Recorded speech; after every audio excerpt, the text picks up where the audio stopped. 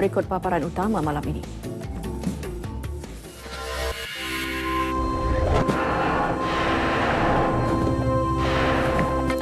Malaysia kutuk sekeras-kerasnya pembunuhan Bernard Dan.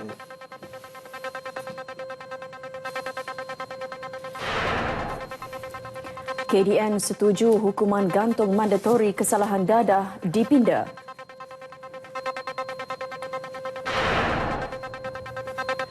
Malaysia tunai janji kemudi ASEAN lebih rapat kepada rakyat.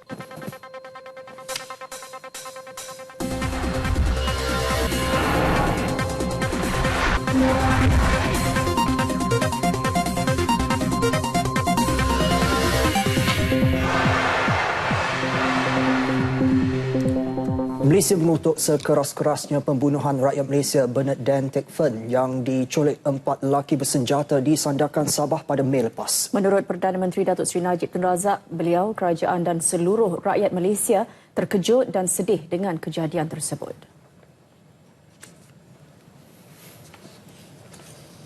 Menerusi catatan terbaru beliau di Facebook dan laman Twitternya, Datuk Seri Najib menggesa pihak berkuasa untuk mengambil tindakan terhadap mereka yang melakukan tindakan kejam dan ganas tersebut serta memastikan mereka dibawa ke muka pengadilan. Kata Perdana Menteri lagi, Malaysia akan memberi kerjasama penuh kepada agensi dan pihak berkuasa berkaitan yang bertanggungjawab dalam penyiasatan insiden berkenaan. Catatan Perdana Menteri itu juga menyebut ingatan dan doa rakyat Malaysia serta ucapan takziah buat keluarga dan rakan-rakan mangsa. Singapore Straits Times melalui berita dalam taliannya di www.straitstimes.com melaporkan bahawa Komander Petugas Bersama Kumpulan Sulu, Brigadier General Alan Arayado, dilaporkan sebagai berkata Bernard Dan dipancung kira-kira jam 4 petang di Kubu Kuat Abu Sayyaf di Pulau Holo di wilayah Sulu, kira-kira 1,400 km ke selatan Manila. Pada 14 Mei lepas, Tan, seorang jurutera elektrik, merupakan antara dua mangsa yang diculik 4 lelaki bersenjata dari selatan Filipina yang menyerbu restoran Ocean King di Sandakan dalam kejadian pada jam 7.45 malam. Seorang lagi mangsa culik ialah Tian Nyuk Fan, 50 tahun, yang juga pengurus restoran berkenaan. Bagaimanapun, pada 8 November lepas, Tian dibebaskan oleh kumpulan penculik berkenaan melalui rundingan antara kerajaan Malaysia bersama kumpulan berkenaan. Mengulas lanjut dalam satu sidang media di Manila, Perdana Menteri berkata tindakan kumpulan Abu Sayyaf memenggal kepala tebusan rakyat Malaysia itu satu tindakan kejam dan tidak berperi kemanusiaan. Selepas perbincangan beliau dengan Presiden Filipina Benigno Aquino, kerajaan Filipina berjanji akan terus memburu pengganas terbabit dan mengambil tindakan tegas terhadap mereka. Saya telah bincang dengan Presiden Aquino dan Presiden Aquino beritahu saya bahawa kemungkinan mereka mengambil tindakan tersebut kerana operasi yang dilakukan oleh tentera Filipina menyebabkan mereka rasa tertekan dan terpaksa berpindah randah dalam bergerak dengan lebih pantas, dan kehadiran rakyat Malaysia tersebut tu menyebabkan pergerakan mereka tu tersekat. Tapi itu bukanlah alasan yang boleh diterima. Sepatutnya beliau dibebaskan. Saya menyampaikan ucapan takziah lah dan berasa sedih. Takziah pada keluarga mangsa pembunuhan yang kejam, dan saya juga melahirkan rasa sedih saya, dan kita akan beri kerjasama sepenuhnya pada kerajaan Filipina. Kerajaan akan terus memperketatkan kawalan keselamatan di sempadan terutamanya di Timur Sabah walaupun menyedari kawasan yang luas. Di samping itu, agensi perisikan kedua-dua negara, Filipina dan Malaysia, akan diperkukuh. Kedutaan Filipina di Kuala Lumpur juga mengecam sekeras-kerasnya pembunuhan kejam Bernard Dan oleh kumpulan Abu Sayyaf. Menerusi satu kenyataan, kedutaan itu berkata pihak berkuasa Filipina akan terus memburu pelaku jenayah berkenaan sehingga mereka dibawa ke muka pengadilan. Ia disifatkan sebagai tidak berperi kemanusiaan dan tiada justifikasi. Menurut laporan media antarabangsa, kumpulan penculik itu memenggal kepala Bernard, 39 tahun, semalam selepas mangsa diculik oleh kumpulan bersenjata dari sebuah restoran makanan laut di Sandakan pada Mei. Bernard dilaporkan dibunuh di satu lokasi terpencil dipercayai menjadi kubu kumpulan militan Abu Sayyaf di selatan Filipina. Kementerian Dalam Negeri KDN bersetuju supaya hukuman gantung mandatori dalam Akta Dadah Berbahaya 1985 dipindah. Menterinya Datuk Seri Dr. Ahmad Zahid Hamidi berkata pindaan undang-undang memansuhkan hukuman mati terhadap pesalah dadah dijangka dibentangkan di Dewan Rakyat Mac depan. Menurutnya, kebanyakan negara sudah mengubah sistem mati mandatori terhadap pengedar dadah. Malaysia akan mengikuti langkah itu kerana apa yang kita perlu lakukan ialah langkah pencegahan dan pemulihan. Terutamanya apabila ada supply, dia akan ada demand. Jadi langkah-langkah itu sedang dilakukan dengan cukup serius. Saya akan memantau semua usaha-usaha yang akan dilakukan ini dari segi penggubalan dan pengubahsuaian undang-undang yang ada serta harus diselarikan dengan langkah-langkah untuk melakukan penguatkuasaan. Beliau ditemui media selepas merasmikan persidangan pemimpin muda ASEAN 2015 di Ibu Negara. Malaysia menunaikan janji untuk mengemudi ASEAN supaya menjadi lebih rapat dengan rakyat sepanjang menjadi pengerusi perkumpulan 10 negara anggota itu tahun ini. Berpandukan slogan Warga Kita, Komuniti Kita, Visi Kita, 10 wakil pemimpin ASEAN dan negara jemputan termasuk Presiden Amerika Syarikat Barack Obama bakal berhimpun di Kuala Lumpur mulai lusa. Dan hari ini mesyuarat jawatankuasa wakil tetap ASEAN CPR membuka tirai sidang kemuncak ASEAN kali ke-27 dan sidang kemuncak berkaitannya berlangsung sehingga Ahad ini. Perinciannya bersama Hazel Desmond di Pusat Konvensyen Kuala Lumpur KLCC. Hazel, teruskan. Terima kasih Syikin, terima kasih Ivan. Janji untuk mengemudi ASEAN supaya menjadi lebih rapat dengan rakyat sedang dikotakan Malaysia. Menurut Menteri Luar Datuk Seri Anifah Aman, Malaysia juga melipat gandakan usaha untuk membabitkan pelbagai lapisan masyarakat dalam melaksana aktiviti dan proses ASEAN. Antara inisiatif yang dilaksana Malaysia sepanjang menjadi pengerusi ASEAN ialah meningkatkan hubungan antara pemimpin dengan pelbagai sektor masyarakat seperti belia, masyarakat sivil, komuniti perniagaan dan penggubal undang-undang. Menurut beliau, tempoh Malaysia menjadi pengerusi ASEAN ditandai dengan penekanan yang diberi terhadap konsep kesederhanaan. Ini dapat dilihat dengan jelas melalui cara Malaysia menangani isu serantau dan antarabangsa. Keutamaan lain ialah meningkatkan peranan ASEAN sebagai penggiat global, mengukuhkan pembangunan syarikat kecil dan sederhana di rantau ini dan meningkatkan perdagangan serta pelaburan intra-ASEAN. Mengukuhkan institusi ASEAN serta memupuk keamanan dan keselamatan serantau turut menjadi keutamaan. Dalam pada itu, anugerah warga ASEAN akan disampaikan kepada 10 penerima dari semua negara anggota ASEAN pada majlis perasmian persidangan kali ini. Jelas Datuk Seri Anifah Aman, anugerah tersebut selaras dengan proses pembangunan komuniti ASEAN.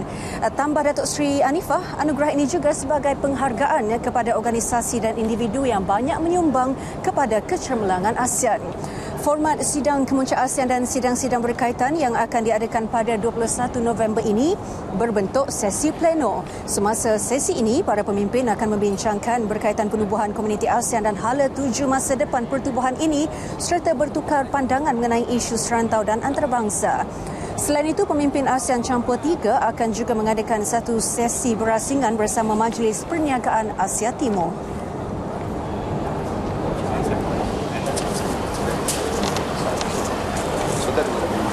It will also involve the participation of the Secretary of the United Nations.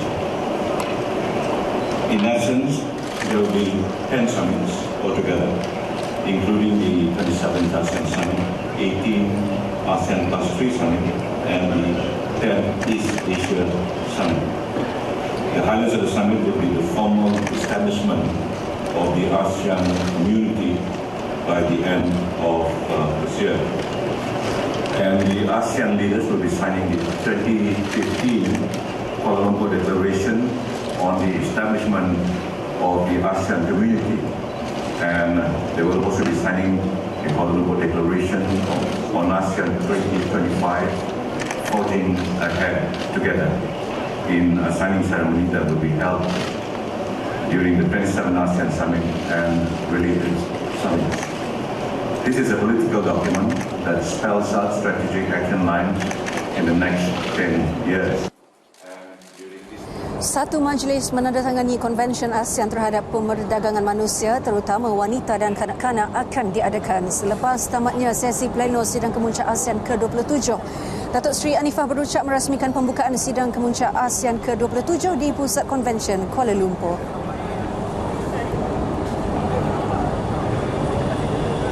Pelancaran komuniti ASEAN pada 31 Disember ini bakal menjadi detik bersejarah hasil kerja keras selama 5 tahun 10 negara anggota. Sidang kemuncak kali ke-27 ini cukup signifikan kerana ia platform yang akan menyaksikan satu deklarasi mengenainya ditandatangani. Berteraskan rakyat dengan moto satu wawasan, satu identiti, satu komuniti. Komuniti berteraskan rakyat bakal dibentuk menjurus ke arah pembabitan atau penyertaan warga ASEAN ke arah integrasi yang lebih kukuh. Dipengerusikan Perdana Menteri Datuk Seri Najib Tun Razak dan turut disertai Presiden Amerika Syarikat Barack Obama, satu dokumen yang merangka haluan kehadapan bagi komuniti ASEAN untuk tempoh 10 tahun lagi juga bakal dikeluarkan. Ia menandakan yang ASEAN tidak akan lagi menjadi medan kumpulan elit dan pakar semata-mata, sebaliknya muncul sebagai sebuah ASEAN untuk semua. Fokusnya kepada kerjasama lebih erat antara kerajaan dengan penekanan kepada 3 tonggak utama iaitu politik keselamatan, ekonomi dan sosio-budaya. Semua negara ASEAN akan berinteraksi secara mesra bagi mewujudkan komuniti ASEAN yang stabil, berpengetahuan dan mesra dalam hubungan sesama negara. Justru rakyat negara ASEAN wajar memahami konsep komuniti ASEAN ini bagi memastikan matlamat merapatkan hubungan mesra antara negara anggota pertubuhan itu dicapai dengan berkesan. Ia penting bagi merancangkan pelbagai usaha sama dan persaingan ekonomi yang sihat selaras deklarasi Sidang Kemuncak mengenai peta garisan komuniti ASEAN 2009-2015 yang dimeterai pada Sidang Kemuncak ASEAN ke-14 di Hua Hin, Thailand 6 tahun lalu.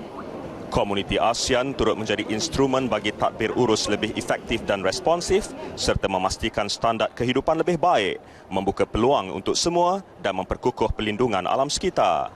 Ia sekaligus membawa rantau dengan populasi 600 juta orang yang menyumbang 6% kepada pertumbuhan ekonomi global ini lebih berdaya saing. Angkatan Tentera Malaysia ATM menempatkan kira-kira 4,500 anggota bagi membantu Polis Raja Malaysia PDRM mengawal keselamatan Sidang Kemuncak ASEAN ke-27 kali ini.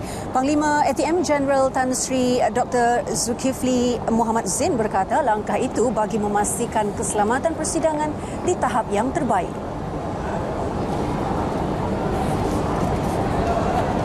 ATM akan bekerjasama dengan pihak PDRM. Saya pun telah berbincang dengan Tan Sri Ketua Kerusi Negara dan staf-staf sekarang sedang berbincang. Seramai lebih kurang 4,500 warga Angkatan Tentera Malaysia akan terlibat di dalam usaha ini, yang mana 2,000 akan diatur kelakkan di sekitar Kuala Lumpur, yang mana baki 2,500 itu akan bersiap sedia dipasukan berdekatan dengan Kuala Lumpur.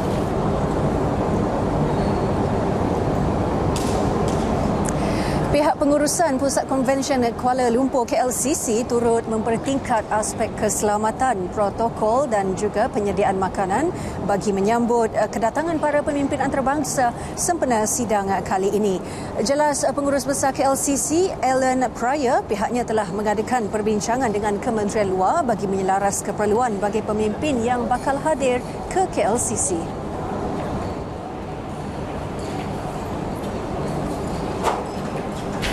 And it's been a progression of working from the big picture and all the events that make up the summit, all the component parts, meetings, gala dinner, arrivals and departures, working down to the intricate detail that goes into each component part of the summit.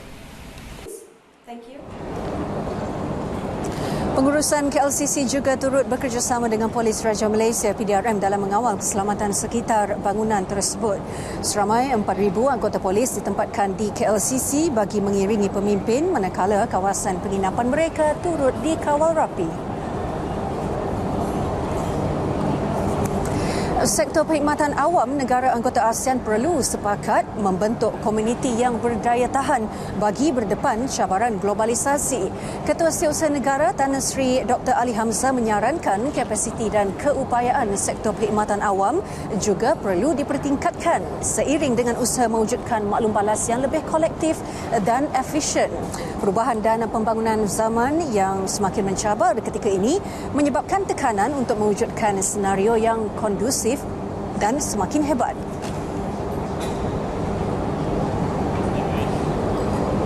There is therefore always the pressure to do more with limited resources. At the same time, we also face the challenge of assuring and convincing the people that the public services they receive are of far excellent. Dalam pada itu, sektor perkhidmatan awam juga perlu menghadapi cabaran revolusi digital yang kini memainkan peranannya dalam mengubah kehendak rakyat. Kemajuan teknologi terkini juga memberi pilihan kepada rakyat sehingga menjadikan mereka lebih terbiasa dengan teknologi terutama dalam sektor awam. Namun tidak kurang jangkaan daripada sektor awam yang menyaksikan akses kepada teknologi komunikasi digital adalah meluas di seluruh rantau ASEAN dan meliputi semua lapisan masyarakat.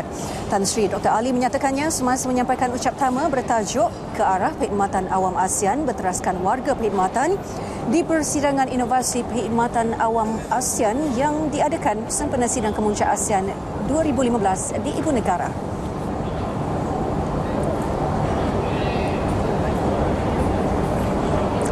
Sementara itu, bagi Ketua Pengarah Unit Pemodenan Pentadbiran dan Perancangan Pengurusan Malaysia Mampu, Datuk Seri Zainal Rahim Seman, sistem penyampaian kerajaan satu medium penting yang harus diberi tumpuan. Bukan itu sahaja, malah kualiti perkhidmatannya juga perlu dipertingkat oleh warga perkhidmatan awam ASEAN demi menjayakan visi penubuhan komuniti ASEAN yang dirangka tahun ini. Tema yang digunakan citizen-centric public service delivery ataupun sistem penyampaian yang berteraskan public atau citizen kerana sudah menjadi suatu yang diunjurkan oleh negara-negara yang 10 buah negara di ASEAN ini untuk mencapai komuniti ASEAN dan aspek mengutamakan public atau citizen atau orang awam sebagai asas kepada tujunya kecekapan penyampaian kita memang tepat.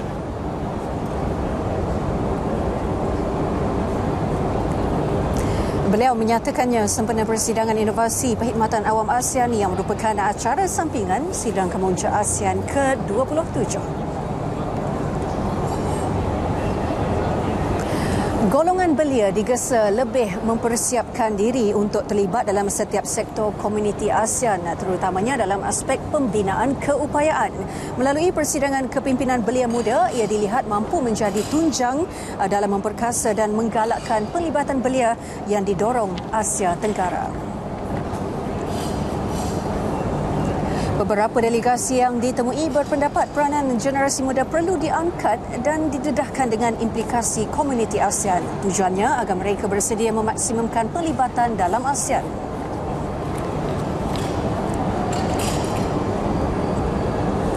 Bagi saya kan pemuda itu harus memiliki faktor penting lah sebagai mesin untuk menghadapi ASEAN Community ini kan, terutama bagi negara-negara ASEAN gitu.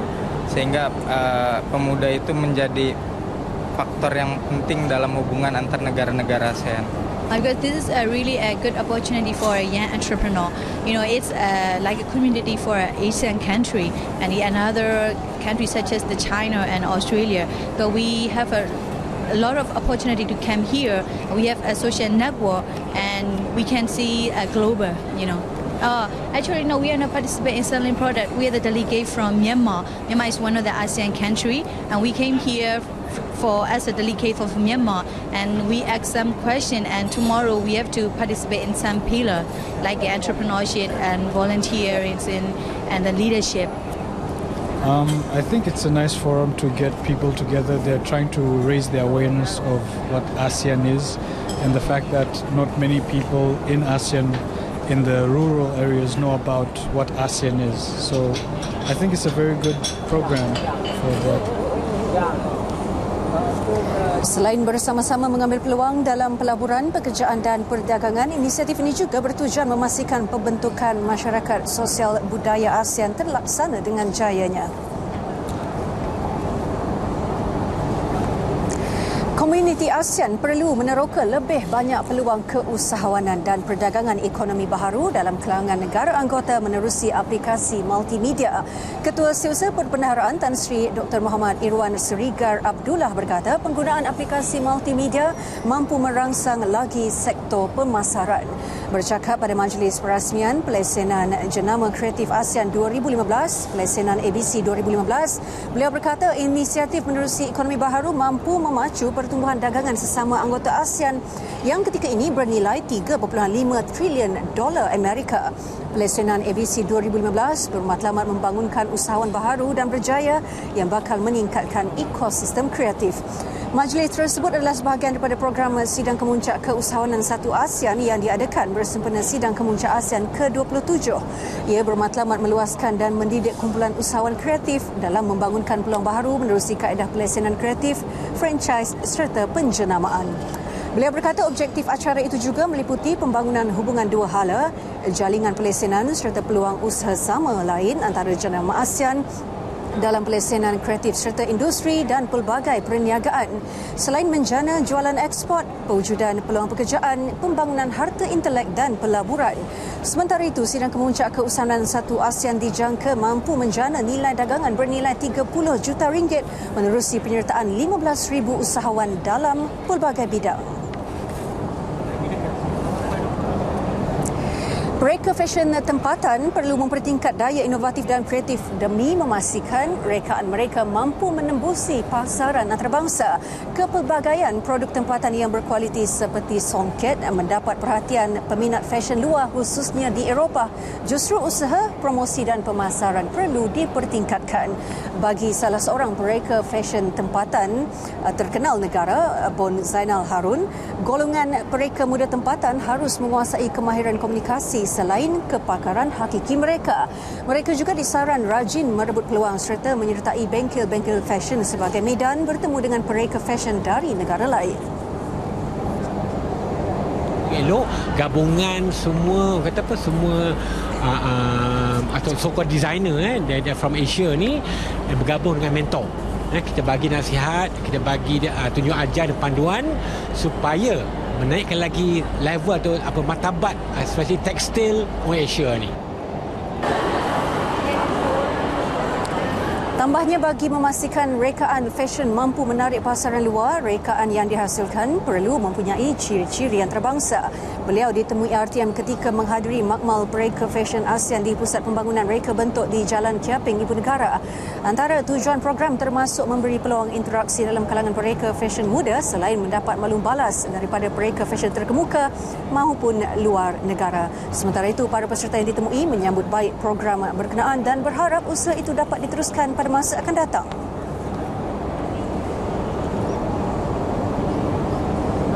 Ingin bekerjasama dengan orang Asian lah, dengan orang ASEAN tu supaya ada cooperation dan boleh buat kolaborasi dengan peserta-peserta di seluruh Asian country. Saya sangat senang, excited sangat dengan apa yang kita lakukan di sini. Jadi ini benar-benar satu pekerjaan yang di sini kita melakukan hal-hal yang apa yang bisa kita lakukan nanti di luar sana. I feel so excited and happy to participate in this event because I have be able to learn from each other designer from many different Asian countries. Yes. Lebih 100 peserta menyertai Makmal Fashion ASEAN ini termasuk peserta dari Malaysia, Brunei, Indonesia dan Kemboja. Para peserta dibahagi kepada 15 kumpulan diberi tugasan untuk menyiapkan koleksi pakaian yang akan diperagakan esok. Dan esok dua mesyuarat pegawai kanan ekonomi dan mesyuarat pegawai kanan persediaan sidang kemuncak ASEAN ke-27 akan disambung untuk hari kedua. Sekian laporan hari pertama persidangan dari KLCC. Pastikan anda terus bersama RTM, penyiar rasmi sidang kemuncak ASEAN kali ini. Untuk paparan berita selanjutnya, kembali ke Angkasa Puri.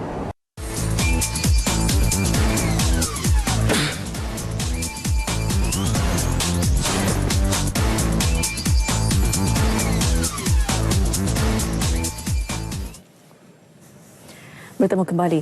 Kerajaan mungkin menilai cadangan untuk membentuk jawatan kuasa ekstremis dan agama bagi memerangi fahaman ekstrim dan pelabelan kafir sesama umat Islam. Jelas Menteri di Jabatan Perdana Menteri Datuk Seri Jamil Khair Baharom, beliau secara peribadi bersetuju dengan cadangan tersebut, namun perkara tersebut perlu diteliti terlebih dahulu dalam pelbagai aspek dan mendapat persetujuan semua pihak. Apabila seseorang, Nabi katakan bahawa seseorang menyebut dengan saudaranya sendiri dengan perkataan kafir, dia tidak akan lari melainkan kepada dua keadaan, dua orang saja. Sama ada kalau betul orang yang dikatakan kafir itu jatuh kafir, ataupun tidak betul, dia kembali kepada orang yang mengatakan kataan tersebut. Maka saya mungkin barangkali untuk bersetuju kalau tadi nak dicadangkan jawatankuasa peringkat parlimen. Kita berbeza dalam konteks politik, kita berbeza dalam konteks parti yang kita dukung, tetapi soal wadah satu hal, tetapi matlamat dengan kalimah yang sama, la ilaha illallah Muhammadur Rasulullah adalah merupakan ikatan seakidah sebagai umat Islam. Cadangan tersebut dikemukakan Wakil Amanah Parit Buntar, Datuk Dr. Mujahid Rawa. Selain itu, Datuk Seri Jamil juga turut bersetuju dengan cadangan untuk mengembangkan lagi konsep wasatiyah di peringkat kaum yang kini berada di bawah kuasa Jabatan Perdana Menteri. Menurutnya, pertimbangan mengenainya akan dilaksana bersama Kementerian Pendidikan untuk menghususkan satu mata pelajaran bagi membina masyarakat yang lebih harmoni. 11,400 penerima bantuan rakyat Satu Malaysia BRIM di pedalaman Sabah dan Sarawak masih belum menukar baucer BRIM kepada wang tunai. Pendedahan itu dimaklumkan Timbalan Menteri Keuangan Datuk Johari Abdul Ghani. Pihaknya ambil maklum kes berkenaan dan telah mengambil langkah bagi memudahkan penerima di kawasan pedalaman membuat tuntutan dengan sekali bayaran. Dalam masa yang sama, beliau turut menafikan dakwaan kerajaan lewat membuat bayaran BRIM. Untuk fasa ketiga, pihak kementerian telah mempercepatkan pembayaran yang sepatutnya dibayar pada 28 September kepada 21 September lalu. Aduan mengenai kelewatan tersebut adalah kes terpencil dan pihak kementerian sedar bahawa kekangan yang dihadapi oleh penduduk pedalaman menjadi penyebab kelewatan untuk mereka membuat tuntutan tunai. Adakah kerajaan bersedia mempertimbangkan agar pembayaran BRIM secara tunai dilakukan di kawasan luar bandar ataupun pembayaran BRIM dibuat sekali saja berbanding 3 kali sekarang. Kedua, adakah kerajaan mempertimbangkan penggunaan kad debit bagi mereka yang mempunyai bank account?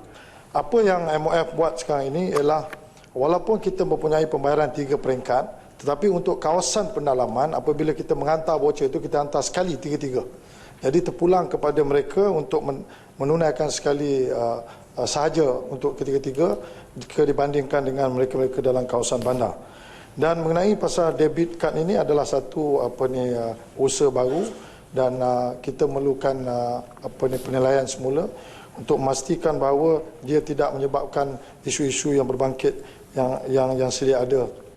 Kementerian juga menggalakkan permohonan BRIM untuk mengemuka maklumat akaun bank semasa supaya pembayaran boleh dibuat secara terus. Dalam pada itu, statistik Jabatan Pendaftaran Negeri Sarawak menunjukkan 1,670 kes permohonan pendaftaran lewat kelahiran telah ditolak di negeri itu sejak 2011 hingga September tahun ini. Bagaimanapun, ia akan diteliti semula Jabatan Pendaftaran Negara JPN. Ke arah itu juga satu jawatan kuasa mengenal pengenalan diri penduduk negeri Sarawak telah ditubuhkan bagi mengatasi masalah jumlah bayi yang tidak didaftarkan. Menurut Timbalan Menteri Dalam Negeri Masir Kujat, jawatan kuasa berkenaan dipengerusikan sendiri oleh Timbalan Perdana Menteri dan telah bersidang buat pertama kali pada 15 September lalu. Mengikut ordinan pendaftaran kelahiran dan kematian bab 10, pendaftaran bayi selepas 42 hari kelahirannya diklasifikasikan sebagai lewat. Selain daripada itu, untuk mengingatkan lagi usaha dokumentasi ini, maka kerajaan telah memutuskan agar JPN bersama-sama Menteri di Jabatan Perdana Menteri Yang Berhormat Datuk Joseph Ntulu Anak Belawan melalui satu pasukan petugas khas untuk turun pada angka kawasan pedalaman dan rumah-rumah panjang di seluruh negeri Sarawak.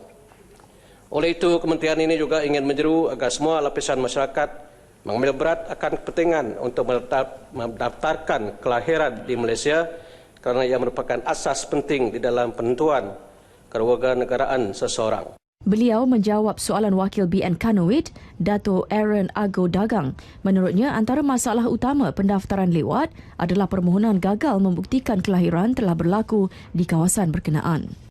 Mahkamah Tinggi Kuala Lumpur memutuskan pertuduhan mensabotaj perkhidmatan perbankan dan keuangan tidak tertakluk di bawah Akta Kesalahan Keselamatan Langkah-Langkah Khas 2012 SOSMA. Sehubungan itu, Mahkamah membenarkan bekas Naib Ketua UMNO Bahagian Batu Kawan, Datuk Seri Khairuddin Abu Hassan dan Peguam Matthias Chang Wen Chia dibebaskan dengan jaminan RM10,000 setiap seorang dan pasport diserah kepada mahkamah.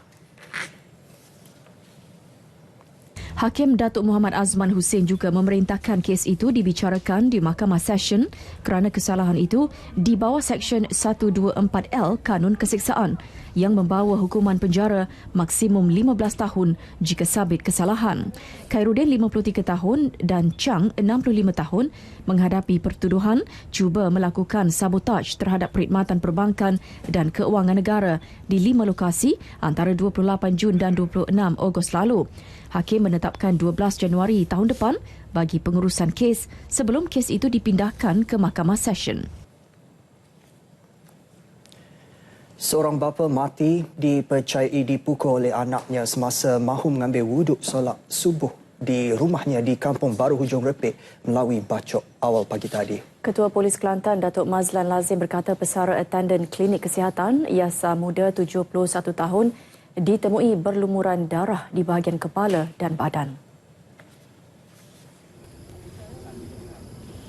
Ketika polis tiba di tempat kejadian, suspek cuba melarikan diri dengan sebuah kereta sehingga berlaku pergelutan antara suspek dan polis. Namun, suspek yang berusia 32 tahun berjaya ditahan polis dan dibawa ke mahkamah untuk perintah reman. Manakala mangsa dibawa ke Hospital Raja Perempuan Zainab II untuk bedah siasat. Dalam kejadian ini, kita telah merampas dua senjata iaitu kayu dan juga jenis buluh. Kayu dan jenis buluh yang dipercayai digunakan oleh suspek untuk memukul dan kita dapati bahawa tempat yang dipukulnya adalah di bahagian kepala. Siasatan awal polis mendapati anak mangsa yang kurang upaya dan mengalami masalah mental memukul kepala mangsa dengan sebatang tongkat kayu dan sebatang buluh. Seorang bekas sarjan tentera dihukum penjara 20 tahun oleh Mahkamah Tinggi Kota Baru selepas bersalah menyebabkan kematian seorang keran di sekolah 2 tahun lepas menggunakan bahan letupan.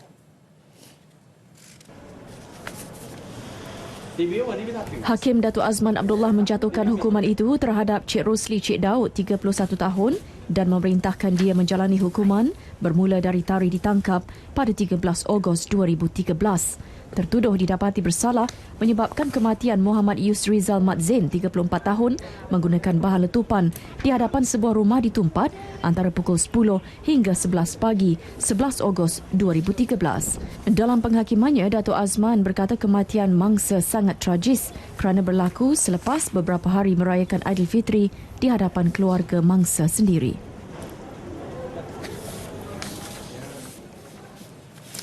Dalam usaha memastikan teknologi dan produk inovasi berpotensi tinggi mampu dikomersialkan dalam skala besar, Kementerian Sains, Teknologi dan Inovasi mesti diberi penghargaan menerajui Tahun Pengkomersialan Malaysia pada tahun 2016.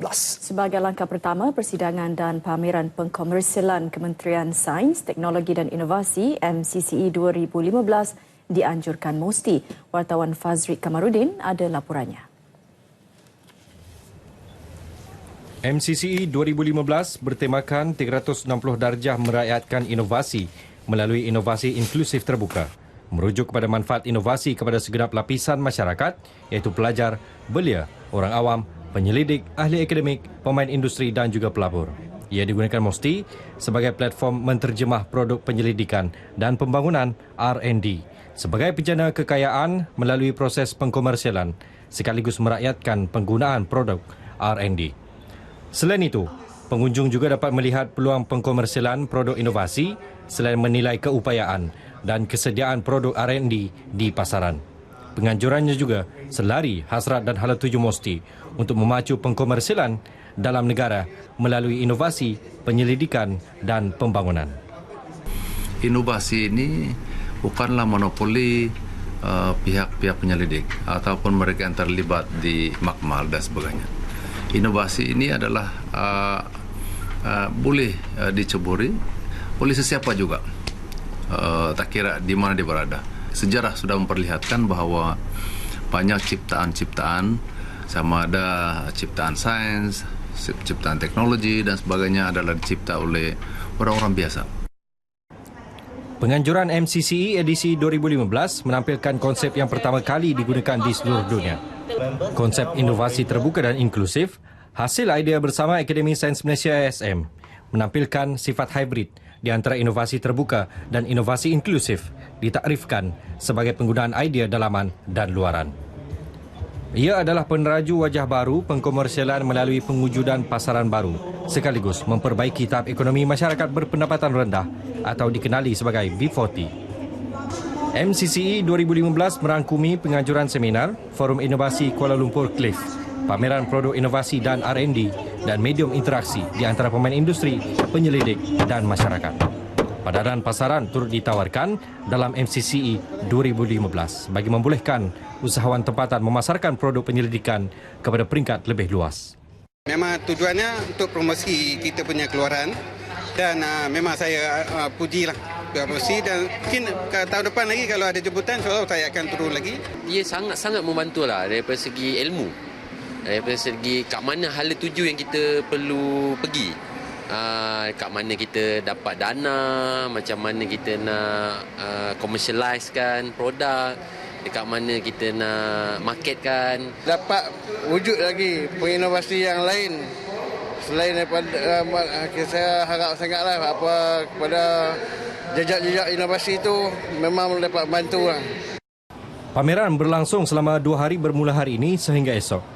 Bertempat di Dewan Tun Razak 1, Pusat Dagangan Dunia Putra, melibatkan 55 pempamer terdiri daripada sektor awam, penyelidik, industri dan individu persendirian. Antara yang mendapat perhatian, klinik dana yang disediakan di Pavilion Mosti untuk menyediakan kemudahan konsultasi kepada penerima dana dan orang ramai yang berminat memohon dana R&D Mosti.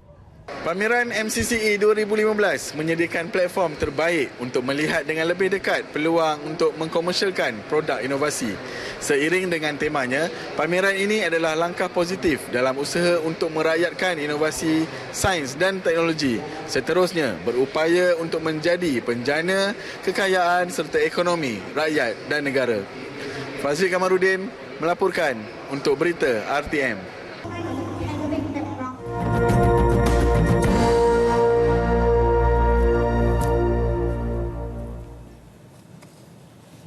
Mesyuarat Pemimpin Ekonomi Asia Pasifik bermula hari ini dengan disertai 18 pemimpin daripada 21 buah negara anggota dengan dialog menjurus kepada peningkatan perdagangan dengan China, Korea juga perdagangan bebas Asia Pasifik FTAA. Malaysia diwakili oleh Perdana Menteri Datuk Seri Najib Tun Razak. Antara pemimpin lain yang hadir ialah Perdana Menteri Singapura Lee Hsien Loong, Sultan Brunei Sultan Hassanah Bolkiah, Presiden China Xi Jinping, Perdana Menteri Australia Malcolm Turnbull. Isu keganasan global menjadi isu hangat di persidangan kali ini dengan kelembapan ekonomi dunia ketika ini membayangi usaha pemulihan yang dilakukan APEC. Pemimpin anggota APEC juga dijangka mengadakan pernyataan bersama mengenai langkah memerangi keganasan berikutan serangan pengganas di Paris Jumaat lalu. Malaysia akan turut membawa isu keselamatan pada sidang kemuncak ASEAN di Kuala Lumpur minggu hadapan. Perjanjian Trans-Pasifik TPP turut dibincangkan di luar sidang kemuncak ini dengan pertemuan 12 pemimpin negara anggota bersama Presiden Barack Obama. TPP kemungkinan akan ditandatangani di New Zealand pada Februari 2016 setelah dibentang pada sesi khas di Parlimen pada Januari tahun hadapan. Melalui mesyuarat TPP bersama 12 negara, Datuk Seri Najib berkata semua pihak berpuas hati dengan perkembangan TPP dan draft akhir telah diserahkan kepada semua negara. Perdana Menteri memberi jaminan TPP akan tetap memberi perlindungan kepada kepentingan Bumiputera dan kepentingan negara. Terdahulu Perdana Menteri Datuk Seri Najib mengadakan pertemuan bilateral dengan Perdana Menteri New Zealand John Philip Key. Pertemuan berlangsung kira-kira 30 minit dan Datuk Seri Najib menerima sebuah buku daripada John Key yang mengandungi peristiwa bersejarah dan nostalgia lawatan Perdana Menteri Malaysia kedua iaitu Allahyarham Tun Abdul Razak. Datuk Seri Najib kemudian mengadakan pertemuan dengan Presiden Vietnam Trong Tan Sang. Antara perbincangan utama ialah perjanjian perdagangan bebas, isu maritim Laut Cina Selatan dan juga ekstradisi penjenayah kedua-dua negara. Chia Soon Kit mulakan tugas Disember depan.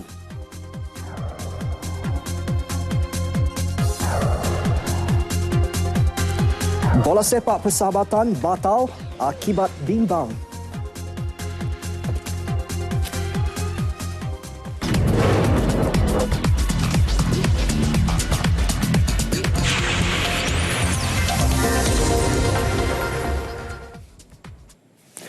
Persatuan Badminton Malaysia BAM mengesahkan bekas pemain bergu lelaki negara Chia Soon Kit sebagai jurulatih bergu lelaki negara bermula bulan depan. Perkara tersebut disahkan Timbalan Presiden Persatuan Badminton Malaysia BAM, Datuk Seri Muhammad Nozar Zakaria pada mesyuarat BAM kejurulatihan dan teknikal di Bukit Kiara.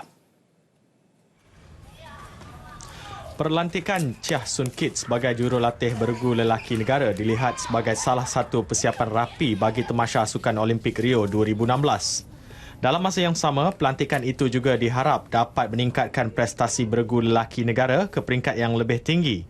Walau bagaimanapun, Persatuan Badminton Malaysia BAM akan sentiasa menilai prestasi jurulatih bergu lelaki itu bermula pada awal tahun hadapan bagi memastikan badminton bergu lelaki negara berada di landasan yang betul. Basically approve and endorse the appointment of Chia Soon Kit, and we also insist from Morton to come up with a proper KPI of Chia Soon Kit next year, to get him to acclimatise ataupun adapt this few months towards end of the year. Dan tahun depan we'll have a proper KPI for Chia Soon Kit. Soon Kit bukanlah asing di kalangan pemain BAM kerana pernah memegang jawatan itu dari 2003 hingga 2007. Namun, dia bertindak meninggalkan BAM untuk menyertai kelab profesional KLRC.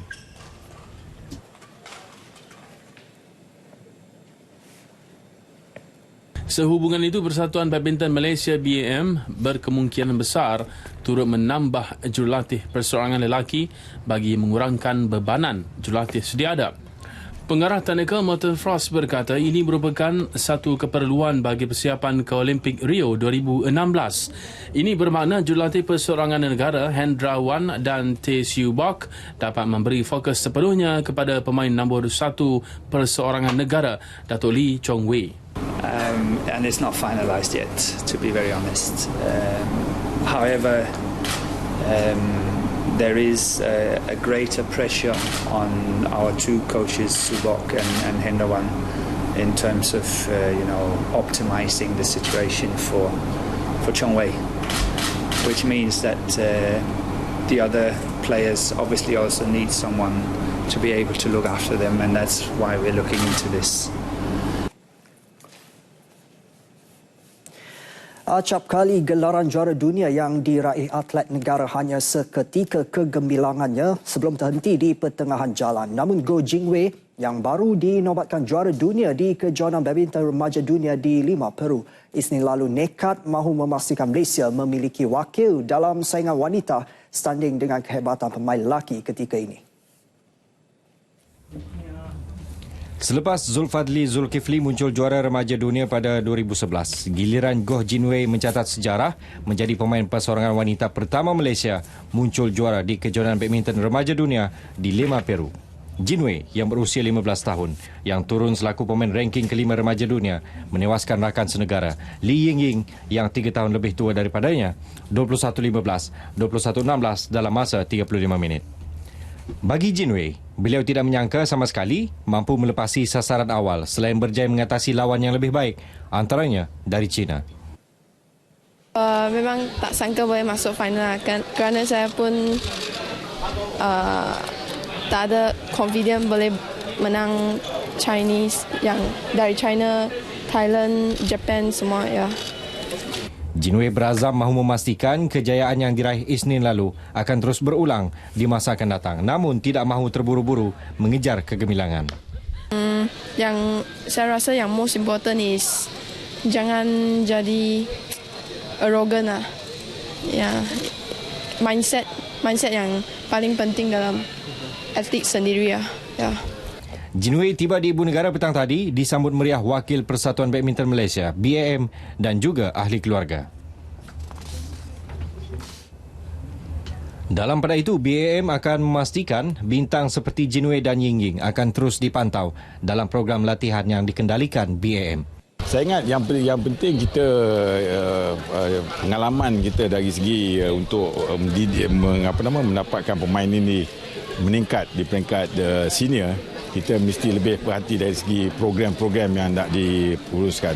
Dan tentu pihak pengurusan dan juga pihak coaches pemain-pemain ini akan berikan pengkhususan supaya satu perancangan lebih rapi. Supaya pemain-pemain ini dibawa dan dibuat program yang khusus untuk mereka lebih meningkat.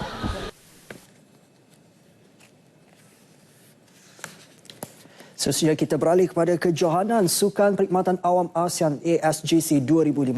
Malaysia menambah satu lagi pingat emas menerusi acara badminton berpasukan selepas Malaysia menewaskan Laos 3-1 di pentas final petang tadi. Seperti biasa, bekas jago perseorangan lelaki negara Wong Chun Han nyata berada di kelasnya tersendiri. Bertemu Kikin Sodikin, Chun Han mudah untuk menang straight set 21-10, 21-8. Mata kedua hadir menerusi perseorangan wanita Yang Lilian yang menundukkan Yuli Marfuah juga menerusi straight set.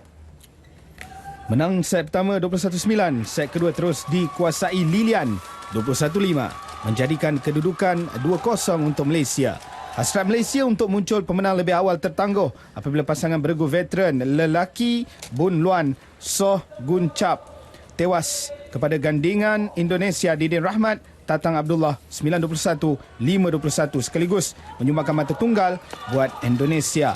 Beregu wanita Chun Sok Chin Lim Jin Lu menjadi wira pasukan apabila menjelmakan mata ketiga dengan menewaskan Putih Yulian Safitri Rita Kristiani 21-11, 21-7 sekaligus memberikan Malaysia pingat emas selepas menang 3-1.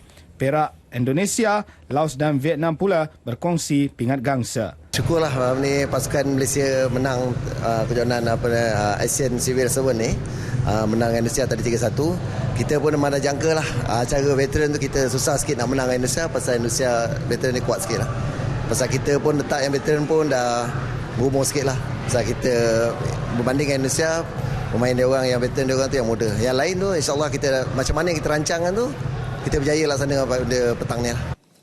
Dalam mempertingkatkan perkhidmatan kecemasan dan kerusakan bencana di rantau ini, Kementerian Komunikasi dan Multimedia dengan kerjasama Telekom Malaysia menganjurkan Forum Keselamatan Awam.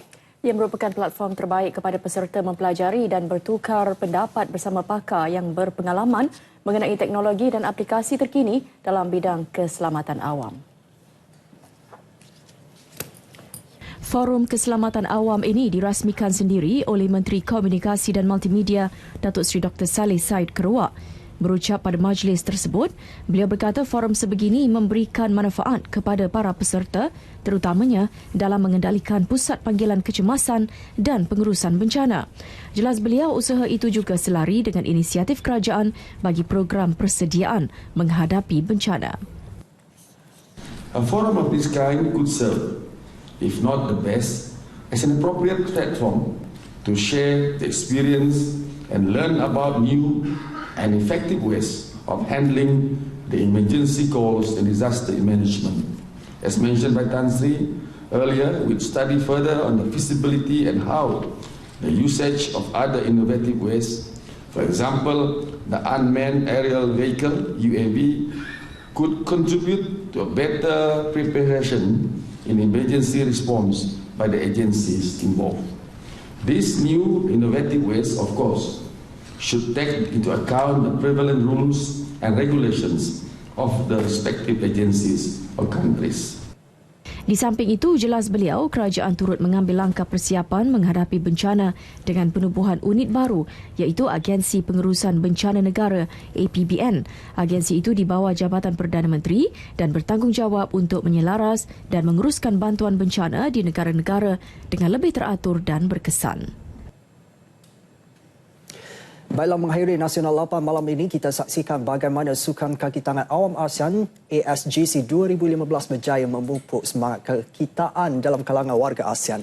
Ya, lebih menarik, pegawai tertinggi Perkhidmatan Awam ASEAN turut sama mempamer kehebatan di gelanggang bowling. Tidak ketinggalan Ketua Setiausaha Negara Tan Sri Dr. Ali Hamzah dan rakan sejawatannya. Kita saksikan. Dengan itu, Assalamualaikum. Salam sehati sejiwa.